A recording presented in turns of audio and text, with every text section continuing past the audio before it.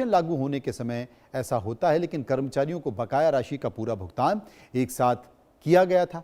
Arrear मिलने से कर्मचारियों के हाथ में एक साथ बड़ी रकम आती है, जिसका उपयोग वे अपने बड़े सपने निवेश के लिए करते हैं। इसलिए देरी का मतलब हक का मारा जाना नहीं होता है। वेतन आयोग के पूरे गणित को सबसे जादुई चाबी फिटमेंट फैक्टर होती है, लेकिन आम भाषा में यह फिटमेंट फैक्टर आखिरकार होता क्या है? सरल शब्दों में मैं समझाने की कोशिश करता हूं।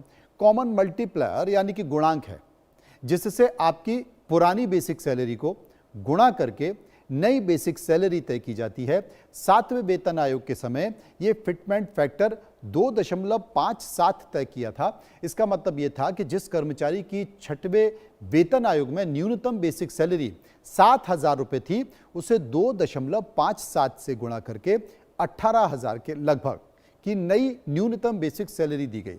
और 8वें वेतन आयोग में जो कर्मचारी हैं, संगठनों की जो मांग है, वो इस फिटमेंट फैक्टर को बढ़ाने की मांग कर रहे हैं, यानी कि 3.68 करने की मांग कर रहे हैं, जबकि विशेषज्ञों का मानना है कि ये 2.86 से 3 के आसपास तय हो सकती है। सरकार ये कर सकती है। यदि मान लें कि नया फिटमेंट फैक्टर 3 तय हो जाता है, तो आपकी मौजूदा बेसिक सैलरी अगर 20,000 है, तो उसे सीधे आप 3 गुना से गुणा कर दीजिए, तो आपकी नई बेसिक सैलरी कितनी हो जाएगी?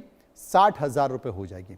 और इस गणना में all India consumer price index यानी कि AICPI के आंकड़ों के आधार पर बनाया जाता है, जो देश में रोजमर्रा की महंगाई के स्तर को नापते हैं, चेक करते हैं। और इसी फिटमेंट फैक्टर के दम पर यह भी तय होता है कि छोटे कर्मचारियों से लेकर बड़े अधिकारी तक किसकी सैलरी का ग्राफ कितना ऊपर चढ़ेगा, किसे कितना फायदा होगा, किसे नुकसान होगा, ये तमाम तरह की चीजें देखी जाती है। इसलिए सरकार बहुत गंभीरता से विचार कर रही है।